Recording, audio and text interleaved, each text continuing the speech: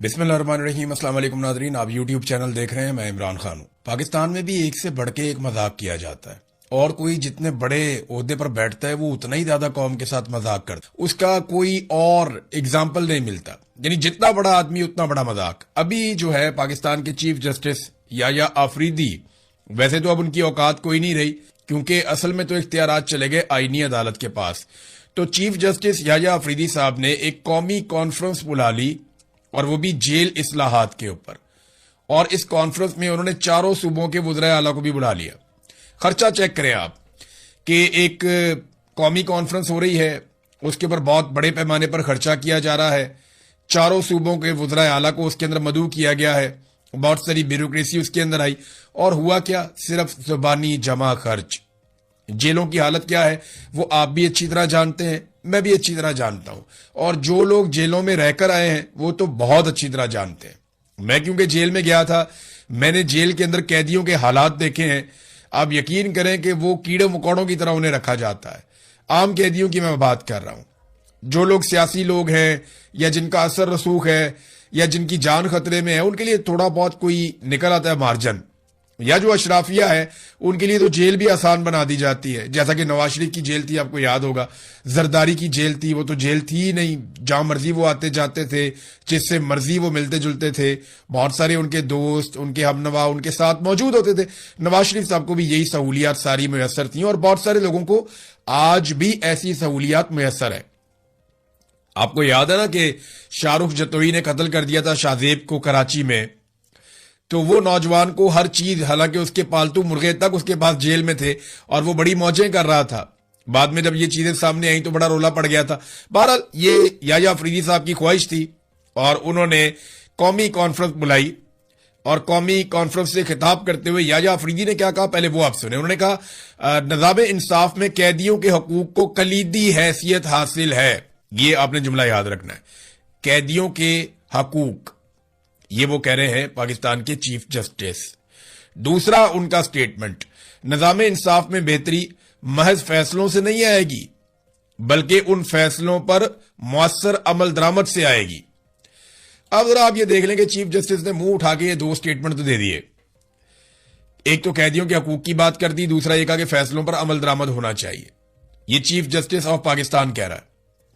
और हुआ क्या, पाकिस्तान का सबसे मकबूल और सबसे ताकतवर आदमी वो इमरान खान है, वो साबिक वजीर आजम है। पाकिस्तान में इमरान खान से ज्यादा लोग किसी को नहीं जानते। अगर आप पाकिस्तानियों से नाम पूछें किसी एक आदमी का तो ज्यादा पाकिस्तानी इमरान खान को जानते हैं, उसके बाद नवाज शरीफ का नाम आ जाएगा, बेनजीर क्योंकि शहीद हो गई हैं।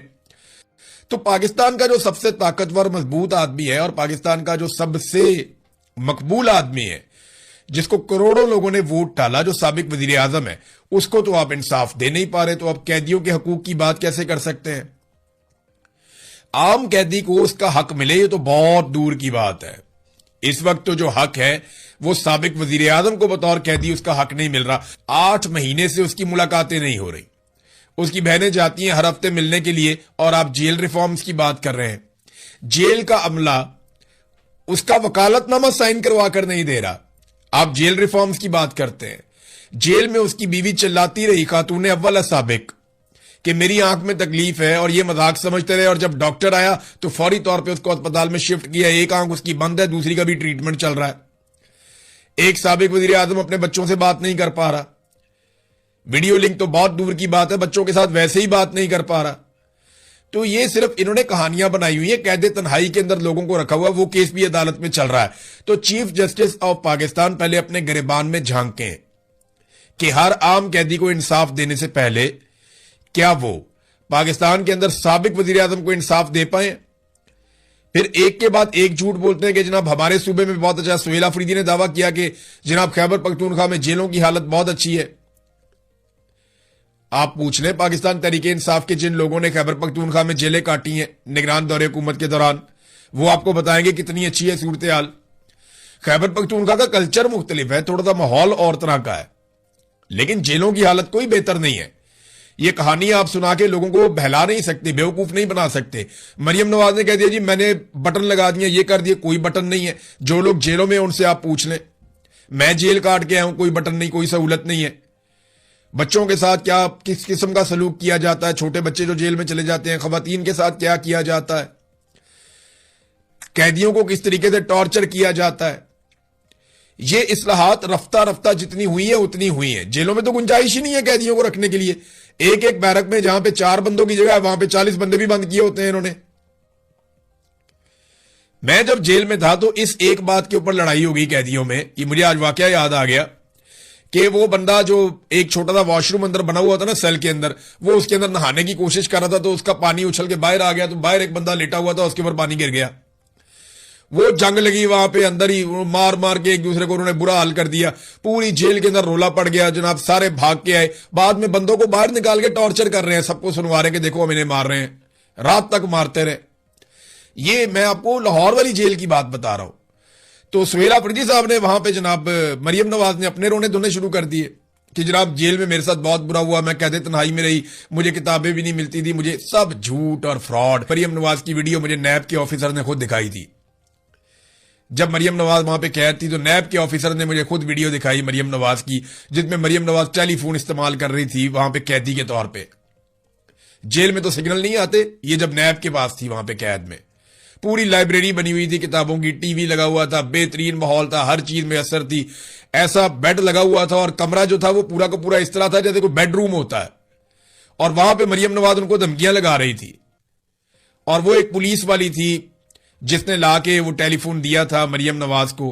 और वो पुलिस वाली का जब फोन पकड़ा गया तो वो उसके अंदर मरियम नवाज को गुड़िया बाजी कह के बुलाती थी। बाद में ये बात साबित भी होगी कि मरियम नवाज को घर में गुड़िया बाजी कहते हैं। ये इनकी जेल थी। नवाज शरीफ को रोजाना जेल के अंदर 22 बंदे मिलने जाते थे, एवरेज निकालें तो एक एक दिन में 150-150 बंदे की भी नवाज शरीफ साहब ने भुगताया जेल के अंदर बैठ के। इनकी जेल जेल नहीं थी।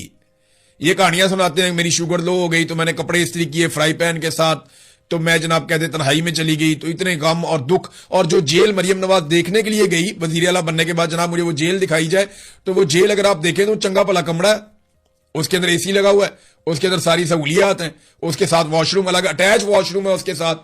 इमरान खान का कमरा देखें ना, कोई मुवाजना बनता ही नहीं है। ये झूठ चुताली इन्होंने लोगों को बेवकूफ समझा हुआ कि ये कहानी सुनाएंगे लोग यकीन कर लेंगे। सुहेल अफरीदी उन्होंने मिन्नतें तरले शुरू कर दिए चीफ जस्टिस कि आप मेरे इलाके के हैं, मेहरबानी करें और अडयाला जेल से इस्लाहात का आगाज करें। साबिक वज़ीर आज़म इमरान खान साहब को जो है वो सहूलत दी जाए और उनके बेटों के साथ उनकी वीडियो लिंक पे बातचीत करवाई जाए। और इमरान खान से अगर मुलाकात नहीं हो सकती तो उनकी बहनों पर वाटर कैनन का इस्तेमाल ना किया जाए। ये तरले मिन्नत और वास्ते दिए जा रहे हैं, मेरे इलाके के हैं आप। यार ये क्या कमजोरी है, ये क्या तरीका है? आप कानून की और इंसाफ की बात करें। ये मुल्क उसूलों के साथ चलेगा, तरले और मिन्नतों के साथ और झूठ के साथ नहीं चलेगा। एक वजीर आला वो तरले मिन्नतों पर उतरा हुआ है, वो रिक्वेस्टें कर रहा है जनाब मेरे साबिक वजीर आजम की, मेरी पार्टी के लीडर की मुलाकात करवा दें, और दूसरी वजीर आला झूठ पे झूठ बोलती चली जा रही है। तो इस तरह ये सिस्टम चलेगा ही नहीं। और यही तरीका वो दबाती है और उसके बाद जनाब दूसरे को ले आती है, फिर इसको ले आती है, वो डिवाइड एंड रूल करते हैं, आपस में लड़ते हैं। कौन सूरत एक और आप देखेंगे इमरान खान को दीवार से लगाने की। मैं आपको एग्जांपल और दे रहा हूं। तो शाहगाना 2 केस में इमरान खान साहब का जो केस है वो चला गया था जस्टिस खादम हुसैन सुमरू साहब का एक बेंच बना था, वहां चला गया था। फिर अचानक जनाब वो जज की रजामंदी के बगैर वो बेंच ही तब्दील कर दिया गया, और ये पिछले साल की बात है। अब वो केस ही नहीं लग रहा, केस लग ही नहीं रहा। वो जनाब करते अब पता चला कि chief justice Islamabad high court ने वो केस लगाया ही नहीं। और आज 3.5 माह के बाद भी ऐसा नहीं हो सका, और अब मालूम पड़ा है कि वो तो केस ही जस्टिस खादम हुसैन सुमरू के बेंच से वापस ले लिया गया था। यानी लोग ये समझ रहे हैं कि वो बेंच दोबारा से समाप्त नहीं कर रहा। तो पता चला जनाब चीफ जस्टिस साहब ने वो बेंच ही फारिग कर दिया जज से पूछे बगैर। और चीफ जस्टिस कौन है? वही जिनको 15 नंबर से उठा के पंजाब से लाकर इस्लामाबाद हाईकोर्ट का चीफ जस्टिस लगाया गया एक आईनी तरमीम के जरिए से। तो जब आप इस तरह चीफ जस्टिस लेकर आएंगे तो वो इसी तरह के काम डालेंगे, जैसे हुक्मरान लाएंगे वो उसी तरह के काम डालेंगे।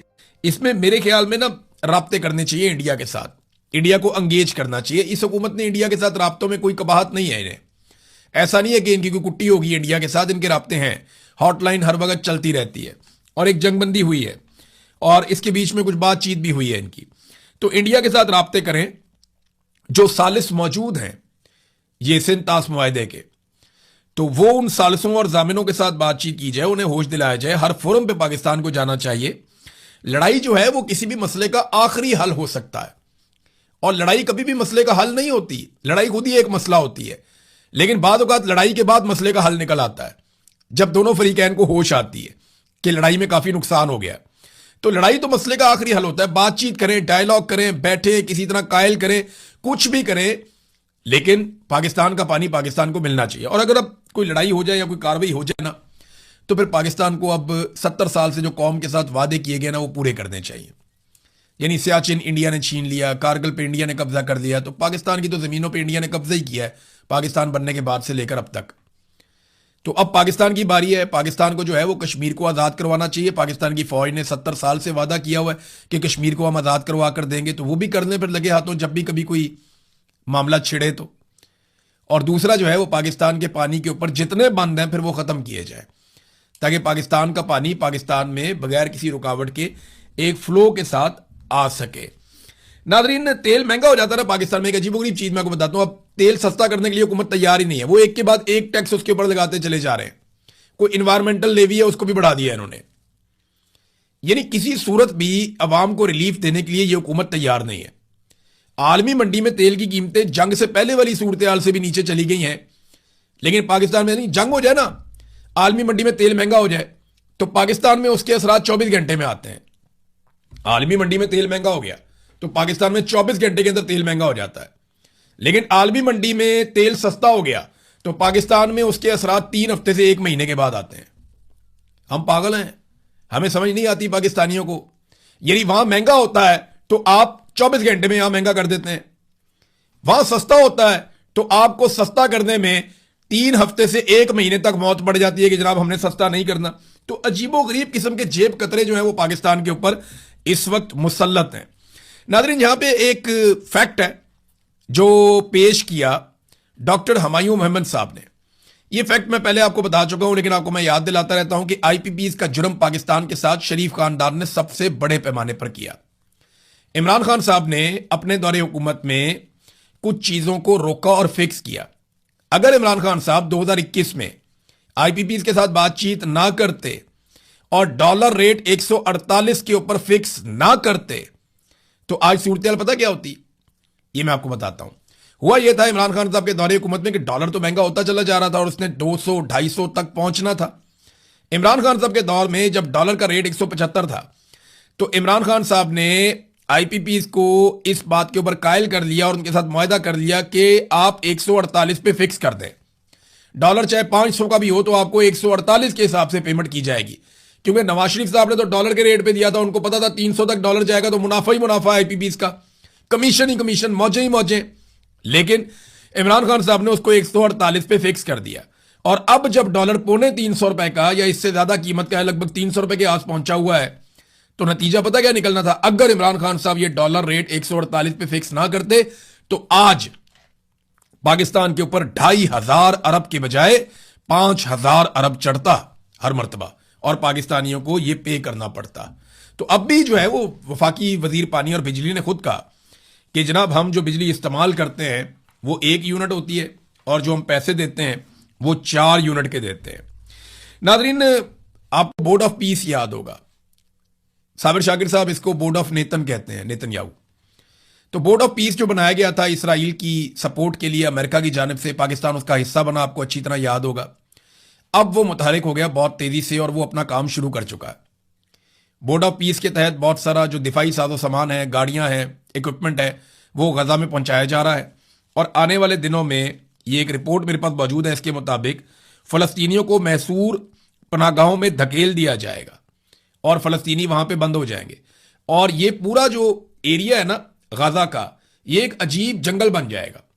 यानी यहां पे जो अमीरों के इलाके हैं वो डेवलप किए जाएंगे, बहुत महंगी महंगी बिल्डिंग्स बनाई जाएंगी, बहुत दूर दराज से लाके लोगों को बसाया जाएगा। तो यार रियल स्टेट का एक कारोबार होगा और बीच में छोटी छोटी जेलें कायम की जाएंगी, छोटी छोटी कैद खाने कायम किए जाएंगे जहां पे मजबूर और गरीब फलस्तीनियों को रखा जाएगा और इन फलस्तीनियों से चाकरी और काम और गुलामी करवाई जाएगी उन बड़े और ताकतवर लोगों की जिनको ये इलाका गिफ्ट किया जा रहा है। ये मैं आपको आज बता रहा हूं। अगर ये मनसूबा मुकम्मल हो गया और इस पे काम हो गया तो आप देखिएगा आज से 10 साल के बाद, 20 साल के बाद, मेरी ये पेशन गोई है। और बाकायदा जो डिजाइन है उसको देखे तो आपको इसका आइडिया हो जाता है। अरब ममालिक के अंदर बहुत सारे तज्जियाकार इसके बारे में इसी अंदाज में ना सिर्फ बात कर चुके हैं, बल्कि वेस्टर्न तज्जियाकार भी इसको ऐसे ही बयान करते हैं। नादरीन, जो इस वक्त खामनाई है, मुश्तबा खामनाई ईरान के सुप्रीम लीडर, उनकी भी जान को खतरा है। और देखें, उनको सामने आना होगा उस वक्त जब उनके वालिद की तदफीन होगी, और उसके लिए 6 जुलाई का इंतखाब किया गया। शहबाज शरीफ साहब जो हैं वो पहुंचेंगे ईरान में आखिरी रसूमात में शिरकत के लिए। कुछ और आलमी रहनुमा, उनको भी बुलाया गया, वो भी जाएंगे। तो दुनिया भर से लोग जा रहे हैं ईरान में, और यही एक गारंटी है ईरान के लिए कि उस बीच में कोई हमला हमारे ऊपर नहीं होगा और हम तदफीन कर पाएंगे आयतुल्लाह अली खामनाई की, शहीद की। तो अब दुनिया से लोग जा रहे हैं, सहाफ़ी भी जा रहे हैं, बड़ी मुअज़्ज़ज़ शख्सियात जो हैं वो ईरान में जा रही हैं। लेकिन इसके बावजूद इस बात का खतरा मौजूद है कि ट्रैक किया जाएगा, ट्रेस किया जाएगा मुज्तबा खामनाई को, और उनके ऊपर मुस्तकबिल में अटैक किया जा सकता है।